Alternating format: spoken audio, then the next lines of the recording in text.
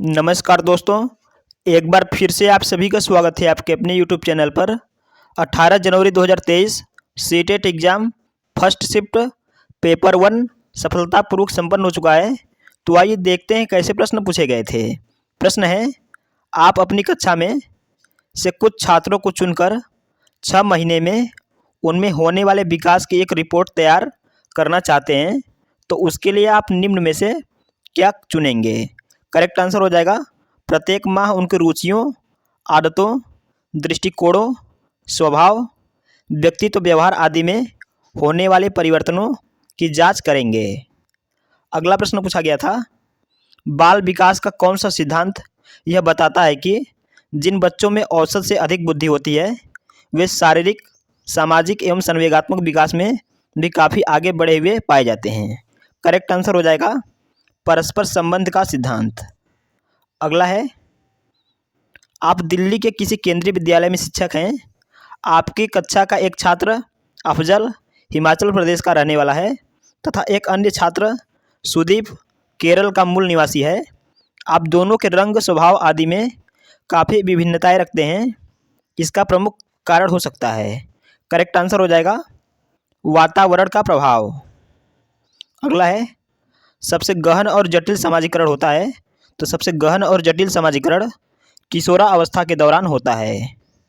अगला प्रश्न पूछा गया था, समाजीकरण की प्रक्रिया में अनुकरण को उपयोगी तथा विकासात्मक बनाने के लिए आवश्यक तत्व हैं, तो करेक्ट आंसर हो जाएगा परिवार एवं पड़ोस। अगला है, पियाजे ने किसी बच्चे के विचारों में नए विचारों के समावेश हो जाने को क्या कहा है। करेक्ट आंसर हो जाएगा सात्विकरण कहा है, तो सात्विकरण आपका करेक्ट आंसर हो जाएगा। अगला है, पियाजे के संज्ञानात्मक विकास के सिद्धांत के अनुसार किस अवस्था में बालक परिकल्पनात्मक ढंग से समस्याओं पर विचार कर सकता है। करेक्ट आंसर हो जाएगा अमूर्त संक्रियात्मक अवस्था, तो अमूर्त संक्रियात्मक अवस्था आपका करेक्ट आंसर हो जाएगा। वाइगोत्स्की के अनुसार बच्चे साथी समूह के सक्रिय सदस्य कब होते हैं। करेक्ट आंसर हो जाएगा किशोरा अवस्था में। अगला है, वाइगोत्स्की बच्चों के सीखने में निम्नलिखित में से किस कारक की महत्वपूर्ण भूमिका पर बल देते हैं। करेक्ट आंसर हो जाएगा सामाजिक, तो सामाजिक आपका करेक्ट आंसर हो जाएगा। अगला है, कोहलबर्ग के अनुसार शिक्षक बच्चों में नैतिक मूल्यों का विकास कर सकता है। करेक्ट आंसर हो जाएगा नैतिक मुद्दों पर आधारित चर्चाओं में उन्हें शामिल करके। ठीक है। अगला प्रश्न है, कोहलबर्ग के सिद्धांत के पूर्व परंपरागत स्तर के अनुसार कोई नैतिक निर्णय लेते समय एक व्यक्ति निम्नलिखित में से किस तरह प्रवृत्त होगा। करेक्ट आंसर हो जाएगा अंतर्निहित संभावित दंड। अगला है, प्रगतिशील शिक्षा के अंतर्गत बालक में आत्मानुशासन के विकास के लिए किस बात पर जोर दिया जाना चाहिए। करेक्ट आंसर हो जाएगा बालकों में उत्तरदायित्व की भावना के विकास पर। ठीक है।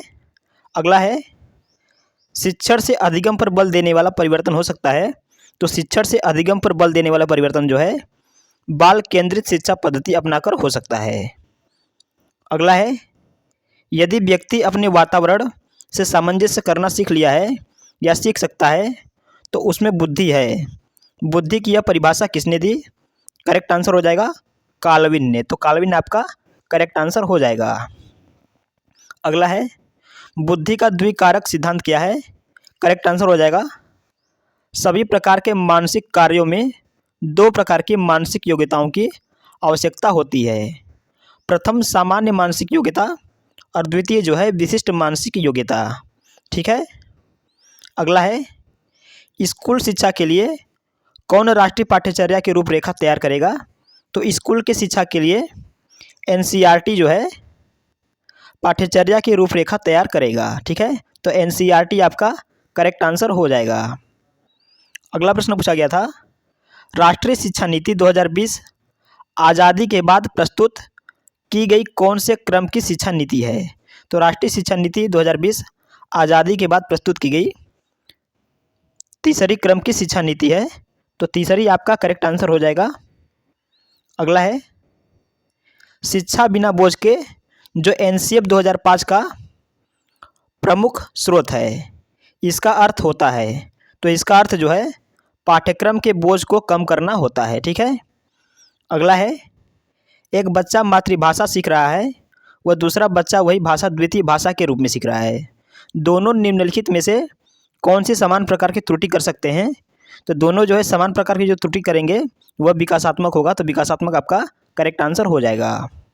अगला है, राज्य स्तर की एक एकल गायन प्रतियोगिता के लिए विद्यार्थियों को तैयार करते समय एक विद्यालय लड़कियों को वरीयता देता है, यह दर्शाता है।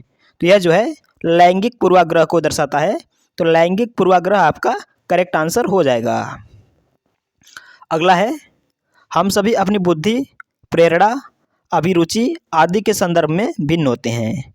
यह सिद्धांत संबंधित है, यह सिद्धांत जो है वैयक्तिक भिन्नता से संबंधित है, तो वैयक्तिक भिन्नता आपका करेक्ट आंसर हो जाएगा।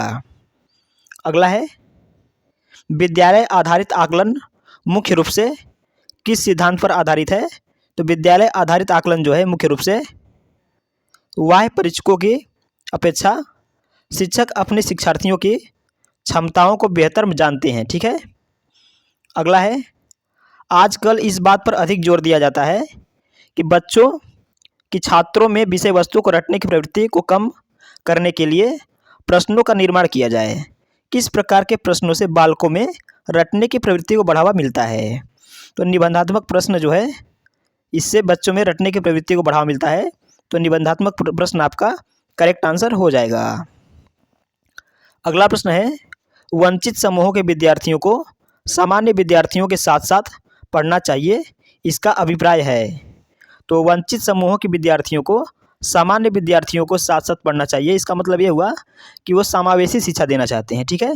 तो समावेशी शिक्षा आपका करेक्ट आंसर हो जाएगा। ठीक है। अगला है, डिसलेक्सिया किससे संबंधित है? तो डिसलेक्सिया जो है पठन विकार से संबंधित है, तो पठन विकार आपका करेक्ट आंसर हो जाएगा।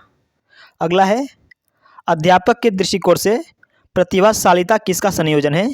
तो अध्यापक के दृष्टिकोण से प्रतिभाशालिता जो है उच्च प्रेरणा, उच्च वचनबद्धता, उच्च क्षमता का। ठीक है। अगला है, किंडरगार्टन प्रणाली के तहत बच्चों को किस प्रकार से सिखाने पर बल दिया जाता है?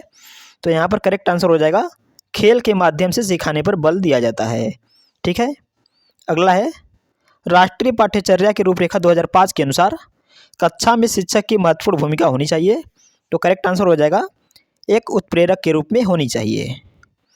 अगला है, कोई शिक्षिका अपने विद्यार्थियों को अध्ययन करने हेतु आंतरिक रूप से उत्प्रेरित करने के लिए कैसे प्रोत्साहित कर सकती है? तो करेक्ट आंसर हो जाएगा साफ दिखाई पड़ने वाले इनाम देकर, जैसे टॉफी।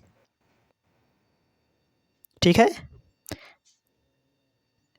आइए देखते हैं पर्यावरण अध्ययन में कैसे प्रश्न पूछे गए थे। प्रश्न है, परिवार एक इकाई होता है जिसमें माँ, पिता और उनके 2 बच्चे होते हैं। यह कथन सत्य है क्योंकि यह किसी आदर्श परिवार का आकार है। ठीक है। अगला है, किस आयु वर्ग का बालक पर्यावरण में होने वाली घटनाओं में जिज्ञासा तो अधिक रखता है लेकिन उसकी अवधारणाओं को समझने में असमर्थ होता है?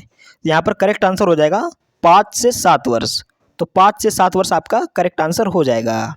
अगला है, पर्यावरण अध्ययन की पाठ्यपुस्तक में रेलवे टिकट का एक नमूना दिखाना। करेक्ट आंसर हो जाएगा बच्चों को वास्तविक जानकारी से अंतःक्रिया करने का अवसर देता है, साथ ही अवलोकन की कुशलता का विकास करता है। ठीक है। अगला है, ईवीएस कक्षा में सामाजिक असमानताओं पर अधिक बल देने के लिए निम्नलिखित में से कौन सा अधिक प्रभावी अनुभव करेगा? तो करेक्ट आंसर हो जाएगा विद्यार्थियों के समूह परियोजनाओं का भार अपने ऊपर लेने के लिए कहना। अगला है, प्राथमिक स्तर की ईवीएस की पाठ्यचर्या को शुद्ध विज्ञान और सामाजिक विज्ञान की संकल्पनाओं को सम्मिलित करके विकसित किया गया है। ऐसा करने का मुख्य उद्देश्य जो है शिक्षार्थी को पर्यावरण को साफ कर साकल्यवादी ढंग से देखने योग्य बनाना है। ठीक है। अगला है, प्राथमिक कक्षा के उच्च वर्ग में शिक्षार्थियों में जिज्ञासा जागृत करने का निम्न में से सबसे प्रभावी तरीका हो सकता है? तो करेक्ट आंसर हो जाएगा गहन जांच परख और कल्पना परक प्रश्न पूछना। अगला है, मौसम और जलवायु की संकल्पना पढ़ाते समय सबसे उपयुक्त गतिविधि कौन सी होगी जिससे विद्यार्थी मौसम के विभिन्न प्रकार के तत्व को समझ सके? तो करेक्ट आंसर हो जाएगा समाचार पत्र से लगातार 5 दिनों के मौसम की रिपोर्ट को एकत्र करना और उन्हें अपने नोटबुक में चिपकाना। ठीक है। अगला है, आप अपने कक्षा में ही डेंगू की महामारी के विषय पर छात्रों के द्वारा एक परियोजना कार्य कराना चाहते हैं।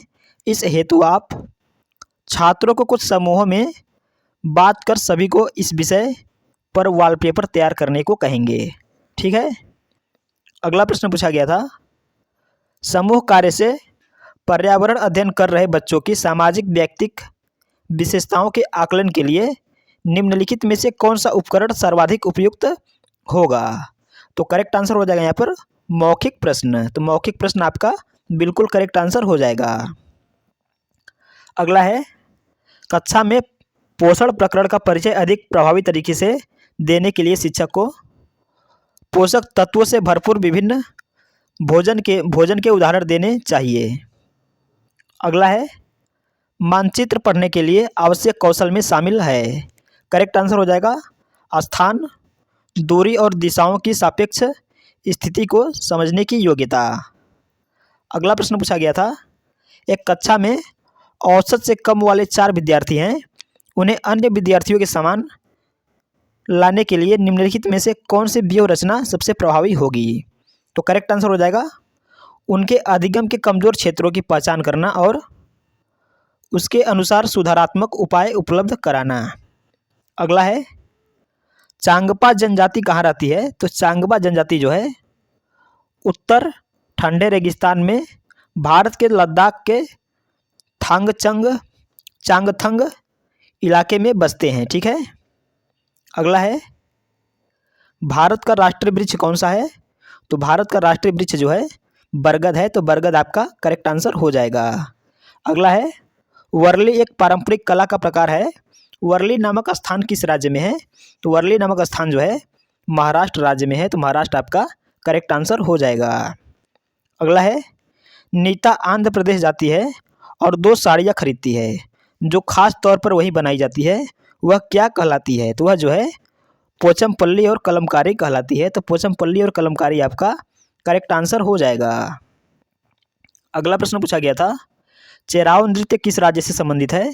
तो चेराव नृत्य जो है मिजोरम राज्य से संबंधित है। तो मिजोरम आपका बिल्कुल करेक्ट आंसर हो जाएगा।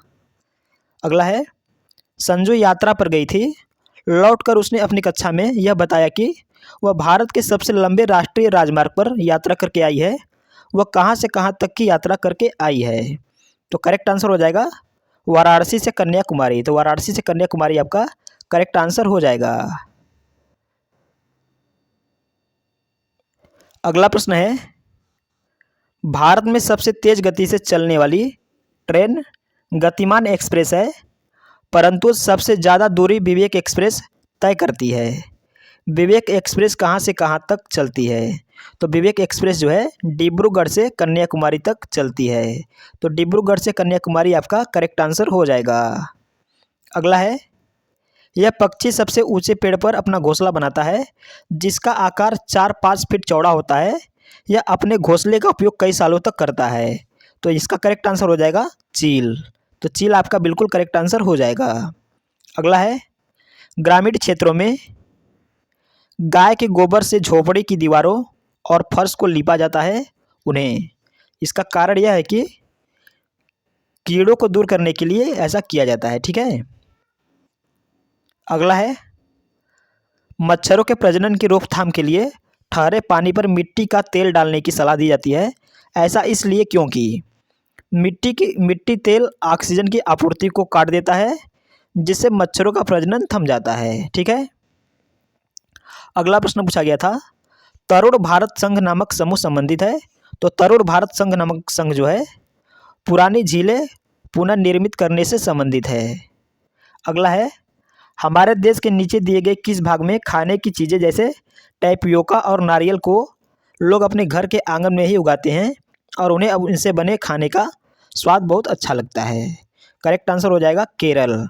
तो केरल आपका बिल्कुल करेक्ट आंसर हो जाएगा। अगला है, दूध का पाश्चुरीकरण कैसे किया जाता है?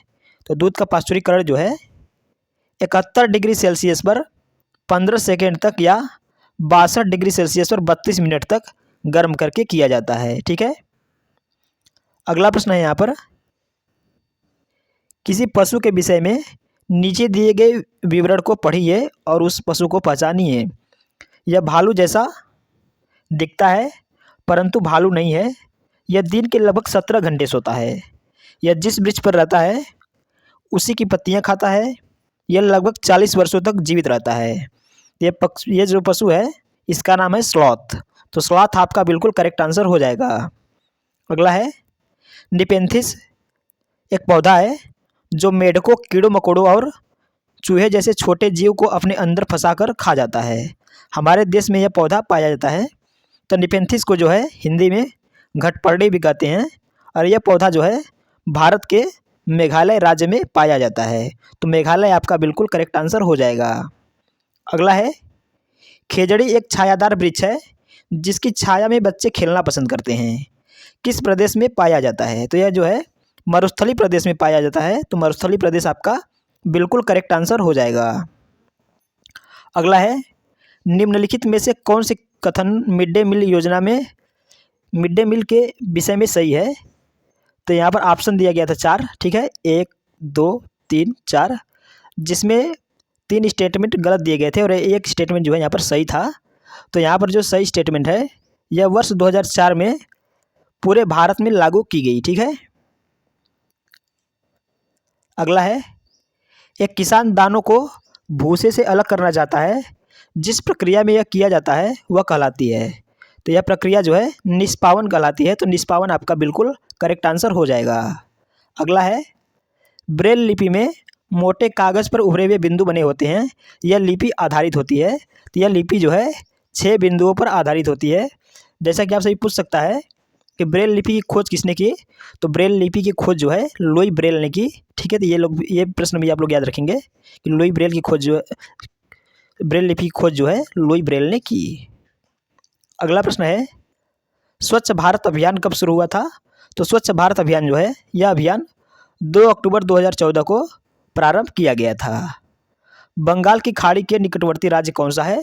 तो बंगाल की खाड़ी के निकटवर्ती राज्य जो है पश्चिम बंगाल, उड़ीसा, आंध्र प्रदेश, तमिलनाडु हैं। ठीक है। अगला है, मनाली में घर कैसे होते हैं? तो मनाली में घर जो है लकड़ी एवं पत्थर के बने होते हैं। तो ये फैक्ट भी आप लोग याद रखेंगे। अगला है, आइए देखते हैं गणित में किस टॉपिक से प्रश्न पूछे गए थे। तो गणित में जो है छोटी बड़ी संख्या से संबंधित प्रश्न पूछे गए थे। ये कौन सी संख्या बड़ी है, कौन सी संख्या छोटी है, तो इससे संबंधित एक प्रश्न पूछा गया था। और स्थानीय मान से संबंधित प्रश्न पूछा गया था। स्थानीय मान जिसको प्लेस वैल्यू बोलते हैं इंग्लिश में, तो स्थानीय मान से भी पूछा गया था। प्रतिलोम से संबंधित प्रश्न पूछा गया था, प्रतिलोम से। और समबाहु त्रिभुज से संबंधित भी प्रश्न पूछा गया था। ठीक है, समबाहु। और आयत से संबंधित प्रश्न पूछा गया था। कोई प्रश्न दिया गया था और उसमें आयत का परिमाप या आयत का क्षेत्रफल से ऐसे ही कुछ टॉपिक पूछा गया था। ठीक है। परिमाप से संबंधित प्रश्न पूछा गया था। गुणनखंड से संबंधित प्रश्न पूछा गया था, गुणनखंड से। और क्षेत्रफल से संबंधित प्रश्न पूछा गया था। और संख्या पद्धति जो होती है एक चैप्टर है उसमें भाज्य और अभाज्य से संबंधित प्रश्न पूछा गया था। एलसीएम और एचसीएफ से संबंधित प्रश्न पूछा गया था। भिन्न से संबंधित प्रश्न पूछा गया था। प्राकृतिक संख्याओं का योग से संबंधित प्रश्न पूछा गया था। और वेन हीले से संबंधित प्रश्न पूछा गया था। जो वेन हीले हैं जिन्होंने ज्यामितीय चिंतन का सिद्धांत दिया है, तो वेन हीले से संबंधित प्रश्न पूछा गया था। और एनसीएफ 2005, इससे तो 1 से 2 प्रश्न हर शिफ्ट में बन रहे हैं एनसीएफ 2005 से। और एनईपी 2020 से भी 1 से 2 प्रश्न हर शिफ्ट में ही बन रहे हैं। ठीक है, तो ये आप लोग पढ़ के जाएंगे। अगला है, हिंदी के बारे में देख लेते हैं। तो हिंदी में जो है गद्यांश से पूछे गए थे। और गद्यांश में कौन सा गद्यांश था ये तो क्लियर नहीं है, लेकिन गद्यांश से प्रश्न पूछा गया था। और शाब्दिक शब्द में प्रत्यय पूछा गया था। तो शाब्दिक शब्द में जो प्रत्यय होता है वो इक प्रत्यय होता है, इक। ठीक है। संधि से संबंधित प्रश्न पूछा गया था। डिसलेक्सिया से संबंधित प्रश्न पूछा गया था। डिसलेक्सिया जो पठन विकार होता है, डिसलेक्सिया, डिसग्राफिया, तो इससे संबंधित प्रश्न पूछे गए थे। और ग्राफ से संबंधित प्रश्न भी पूछे गए थे हिंदी में। ठीक है, तो ये टॉपिक भी आप लोग याद रखेंगे। और बहुभाषिकता से संबंधित प्रश्न पूछे गए थे। संप्रेषण से संबंधित प्रश्न पूछे गए थे। एनसीएफ 2005 और एनईपी 2020 से संबंधित भी प्रश्न देखने को मिले थे हिंदी में, और वाचन और पठन से संबंधित प्रश्न देखने को मिले थे, और भाषा और कौशल से संबंधित प्रश्न भी मिले थे। तो ये जितने भी टॉपिक बताए हैं इससे संबंधित प्रश्न 1 या 2 प्रश्न हर टॉपिक से पूछे गए थे। तो आप लोग इन टॉपिक को पढ़ लीजिएगा। अगला है इंग्लिश में पैसेज प्लस पोएम। तो एक पैसेज पूछा गया था और एक पोएम भी पूछा गया था, ठीक है। तो ये आप लोग याद रखेंगे। और स्टीफन क्रेसन से संबंधित प्रश्न पूछे गए थे। स्टीफन क्रेसन जो हैं उनसे संबंधित प्रश्न पूछे गए थे। वाइगोत्स्की से संबंधित प्रश्न पूछे गए थे, ठीक है। तो साथियों ये थे 18 जनवरी 2023 सीटेट का एनालिसिस। यदि वीडियो अच्छा लगा हो, हेल्पफुल लगा हो, तो वीडियो को लाइक और चैनल को सब्सक्राइब जरूर करें और कमेंट करके बताएं कि वीडियो कैसा लगा। वीडियो देखने के लिए बहुत बहुत धन्यवाद।